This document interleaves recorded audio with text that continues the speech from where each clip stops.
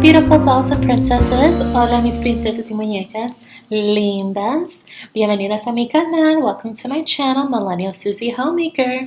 And today we're going to be doing a story time. And I'm going to be reading for y'all the Goddess Girls, Athena the Wise. There are many books in this series, and I've always been very intrigued by it, whether I would just be browsing on Amazon and I would come across the Goddess Girl series. So I was super happy to find a couple of them in random order in the library. So I have like about 10 Goddess Girl books so far. I might get some more if they have it at this other library that I'm visiting right now. Okay, well, we're going to see. Hopefully the chapters are small and short, so that way I can either do one chapter or 2 chapters. Let me see.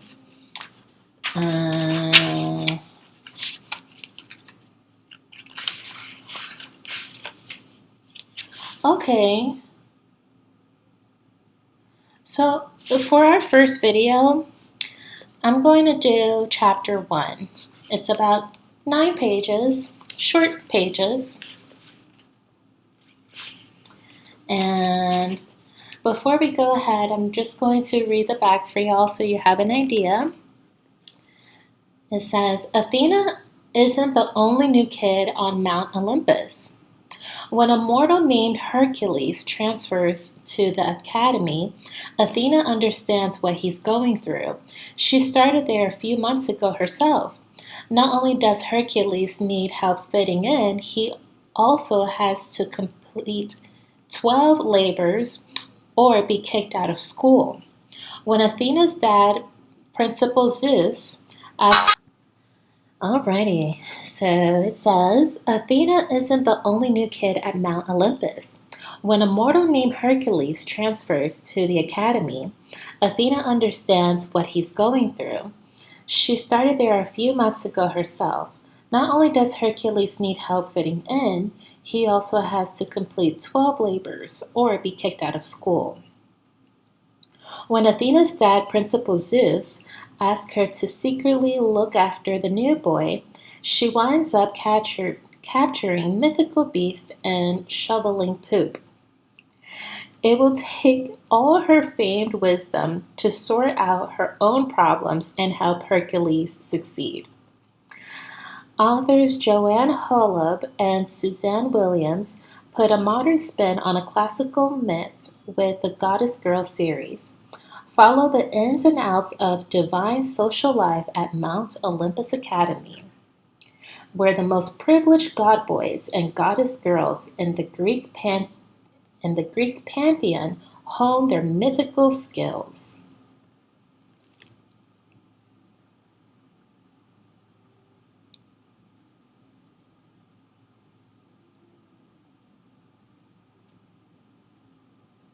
All right.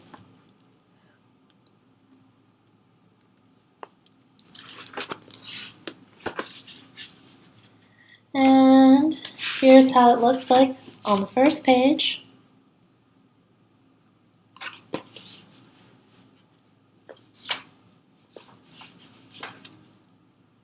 says, read the other books in the Goddess Girl series.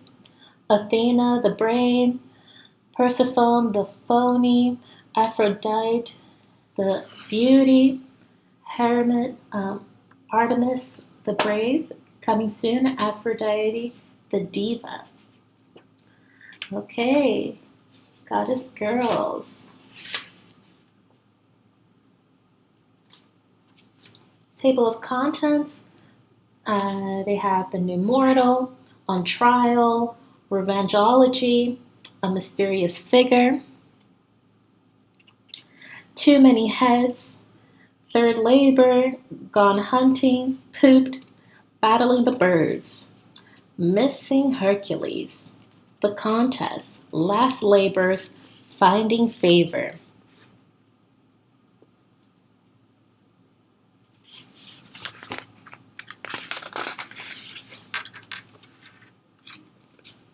Chapter 1.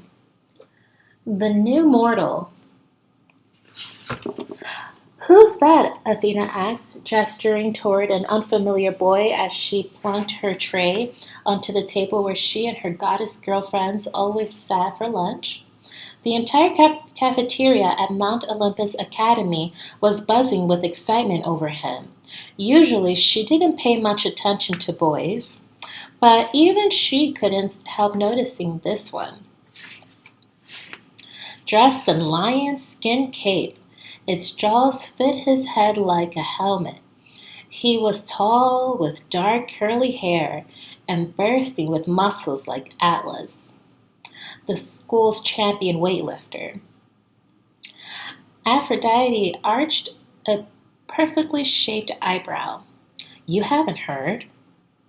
His name's Hercules. He was admitted to the academy only this morning. A look of disapproval came into her lovely blue eyes as she glanced at him.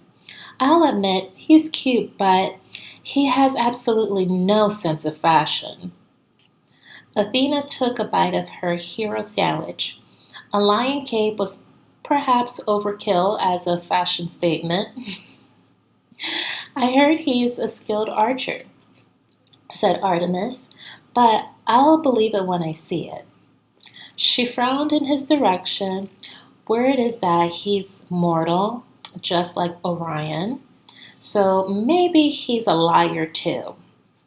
Orion had been her disappointing first crush, too stuck on himself to notice anyone else's feelings, especially hers. Now she tended to look upon all boys with suspicion, particularly those who reminded her of Orion in any way. Persephone took a sip from her carton of nectar. So he's mortal and he dresses weird. That doesn't mean he isn't nice. She was sensitive about stuff like that, probably because her crush, Hades, had often been misunderstood just because he came from the underworld. A burst of admiring laughter came from the table where Hercules sat, drawing the girl's eyes. He seemed to have wasted no time in making new friends among the god boys. Several of them, including Hades, Artemis, twin brother Apollo, Ares, and Poseidon, were hanging on every word. Athena couldn't quite hear what Hercules was saying, but whatever it was, it probably involved weapons, wars, sports, or hunting. In her experience, those were the topics that interested god boys most. Sure enough, moments later, Hercules passed around his big, knobby club, which the boys ooched in all over. Not to be outdone, Poseidon showed off his trident and Apollo his bow. Aphrodite nudged Athena. So, what's your opinion? Thinking she must have missed part of the conversation, Athena asked, about what? About Hercules. Aphrodite, Artemis, and Persephone leaned toward her as if anxious to hear what she had to say. Athena hesitated.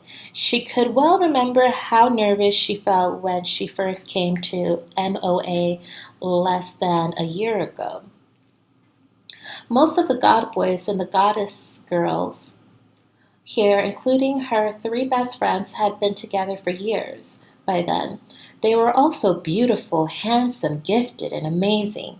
If she suspected at the time that they were discussing her, sizing up her, and making judgments, she would have felt way more nervous. Maybe we should try to put ourselves in his sandals and wonder what he's thinking of us instead of the other way around, she suggested. He's probably wondering if we're all going to like him. Perhaps he's trying to impress those god boys. Aphrodite blinked. I never thought of that. Persephone smiled at Athena in admiration. That's beyond brainy thinking, even for you. Words of wisdom from the goddess girl of wisdom herself, added Artemis. Thanks, Athena told them. The praise was nice, but honestly, although she knew she was brainy, she wasn't so sure she deserved the title of goddess girl of wisdom. If she were truly wise, she would have made all of the mistakes she made since she'd been here at MOA, like flooding the earth with inventions, taking on too many classes and extracurriculars, and turning Medusa's hair into snakes. Besides, words meant nothing without action, so far she hadn't done anything herself to welcome Hercules. Well, she could change that. She finished off her hero sandwich, hoping it would make her feel a little more heroic. Then, gathering her courage, she stood up from the table. I'm going over to say hi to him. You know, welcome him to the academy. She hesitated a moment. Putting herself forward like that didn't come easy to her, especially with boys. As her friends looked at her in surprise, she hinted, "Anyone want to come with me?" Before the others could reply, the school intercom crackled to life. There was a tapping sound as if someone was repeatedly poking on the button. Then Principal Zeus' voice boomed out of the speaker over the cafeteria door, making everyone jump. "Is this thing on?" Tap, tap, tap. "Miss Hydra, you sure?" After some more crackling, he finally thundered out his message. "Calling Athena. Report to my office, pronto, on the double. Oh, yeah, and by the way, this is Principal Zeus, your dear old dad, in case you didn't guess."